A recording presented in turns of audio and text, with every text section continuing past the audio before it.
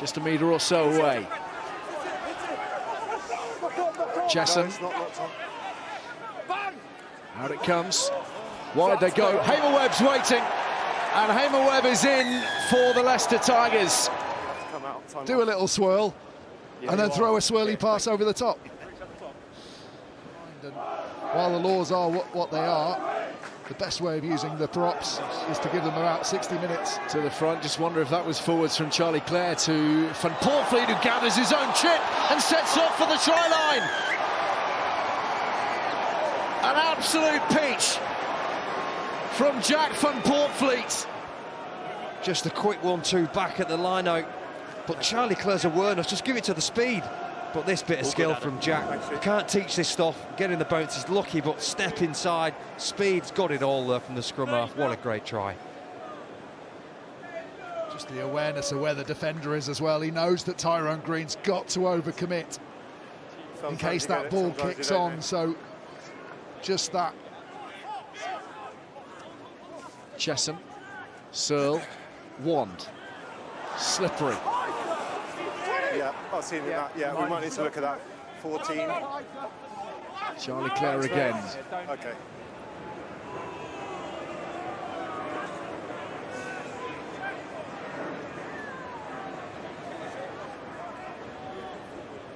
You can see here, Adam, 14 comes in. Yeah, just catches most of the impact through the shoulder originally. Yeah, so he is moving forward into the tackle, mate. So I'm ready to discuss this. So we do have head contact. It is foul play because the player's upright. I'm not seeing it as a high degree of danger, so it's going to be a yellow card.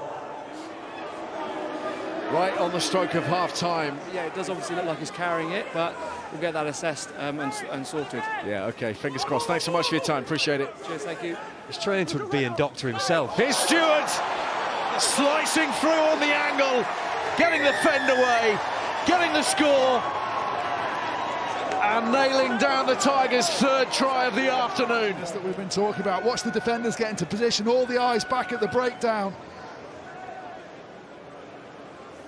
And it's the two front rowers. I think he goes between Riley and Williams. He just picks them, and he's already through. Riley tries to step in on him. Williams pulls out of it. He's a horrible scrum half, and they tend to be the ones, as Austin Healey will tell you, that want to make it. Yeah, we know all about that. Tigers searching for the bonus point try. Extra points, as we know, where they sit, really important. And they can bank one now. Just cracks that last bit of the jigsaw puzzle by rotating round, getting his hips faced. And whether that's changed by the coaches or some of the senior players, I don't know. It's really difficult once you get into that rut to get out of it. Moreau dropping that one off beautifully, and Parisi's racing through, and he's turning on the afterburners here, tearing up to the line and into the corner. What a way to announce yourself off the bench and back from injury. Izzy Parisi for Tigers, and they are destroying Quins on home turf. Once he gets through the line, he's gone. Here we go. Boom, get off. That is it. Everybody expects that he can catch him, but he can't reel him in. He's done this 4 or 5 times now for Tigers. He's a lethal weapon off the bench. We'll give him a one-on-one tackle there. You can't leave, in the wide challenge, you can't leave one man to just tackle him, but to get the speed to the corner as well is fantastic. They actually brought Parisi in to replace Jasper. I think they felt like they'd found something in the last couple of weeks in the Champions Cup. Turns out they haven't.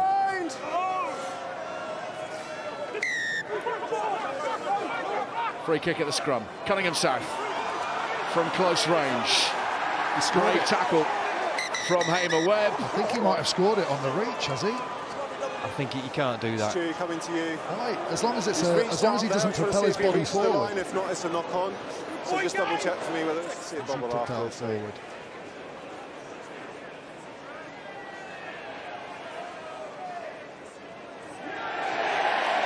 Is he short? 82 minutes in. Harlequins have some points.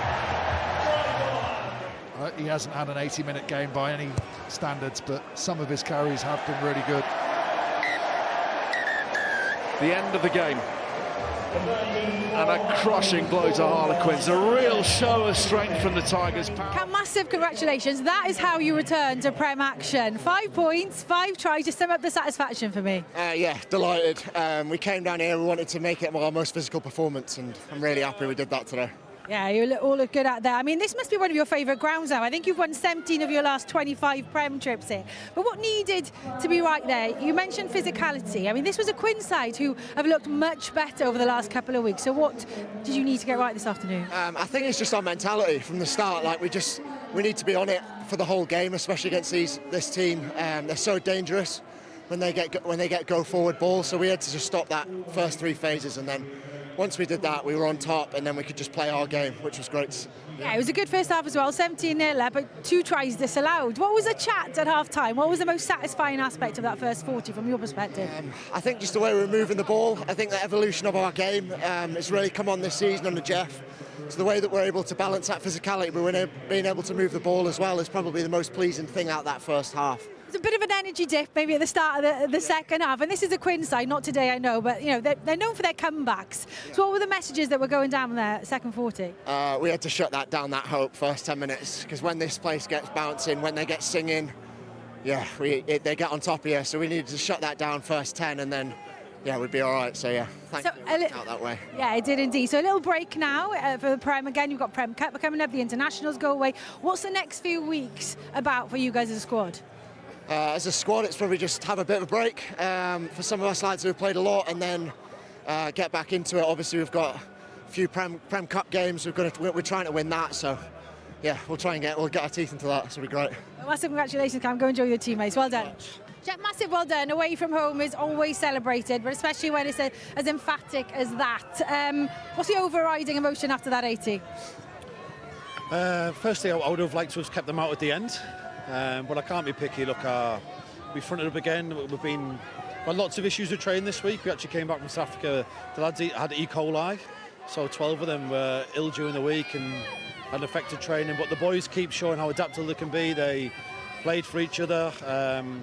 I thought we were tough in what we did. Our collision work was good, and yeah, I'm really pleased that we put in that performance. Because that's 7 from 8 now in the Premiership for you guys. What is it that this team is getting so right domestically? Because I know you speak a lot about consistency. They're obviously getting that in terms of results.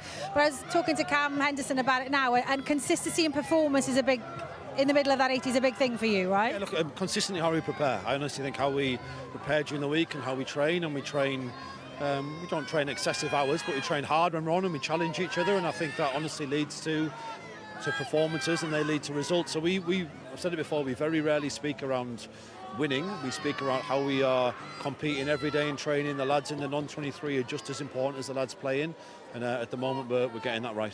A little bit of a break in the Prem season now. I know there's Prem Cup coming up, your internationals go away. How difficult is this stage of this season to manage for you as a group of coaches? Yeah, it's different. Look, I'd almost forgotten how bitty it can be. But we'll change our focus now. We're going really well in the Prem Cup, and now it's about some lads who have had lots of opportunity, now training hard and preparing the other lads to go and represent the badge and preparing the shirt again. Appreciate your time, Jack. Well done today. Cheers, Sarah. Thank you. Well, Jason, after the elation of last week, back to earth with a bit of a bump today. Penny for your thoughts after that? Yeah, probably that first 20 minutes. I thought we created probably 3 genuine try-scoring chances, which we blew. Leicester got a really good foothold at the set piece, particularly at the scrum, which gave them field position, and we just got into that cycle in terms of just lost the field position. It's difficult to make your way out when you can't get that foothold at set piece, so that was a little bit disappointing. I think it's confusing for us as fans when you see you guys putting in the kind of performance that you have done in Europe, especially last weekend at La Rochelle, not to be able to transfer that domestically. Are you scratching your head at the moment? Yeah, it's probably the longer term view with the club, and this is where the consistency piece comes in. We know we can get up for big games, but can we get up 3, 4, 5 weeks in a row? And that's the growth that this group has to get to. How we do that, we've got to work hard with the boys that we've got. We've got to look at who we can bring in to help with that as well. But it's just that mindset piece to be able to back up week to week is the thing at the moment that's letting us down a little bit. Because you and I spoke pre-match about, the improvements you've been seeing in training in terms of preparation and stuff, little things you've been getting right. Did you think a corner had been turned over the last fortnight? Yeah, we did. particularly the last 2 weeks, we're seeing some transfer into the games. I just saw it a little bit snatchy today. We just looked a little bit nervous again, and that was probably those 3 chances that we had in the first half. Boys were trying hard, but just probably that concentration at the crucial moment just let us down, and that's the growth that we've got to get through. It's hard, isn't it? You see some of the fans leaving, you know, at the start of that second half. I mean, what is your biggest concern at the moment, and what message would you give to the fans who are obviously disappointed after today again? Yeah, I think, look, we love our fans. They've been so good to us. Where we are, it's going to be a process to make sure that we build this club into a sustainable rugby team. It's not going to happen overnight. We're working really hard with it, but there's some really important steps behind the scenes that we have to take with our program to make sure that we set the club up, because what we don't want to do is put in band-aid solutions and then we're in this position again next year. So we're pretty clear on what we have to do, but we've got to make sure that we execute it. Appreciate your time, Jason. Awesome, thank you. Cheers.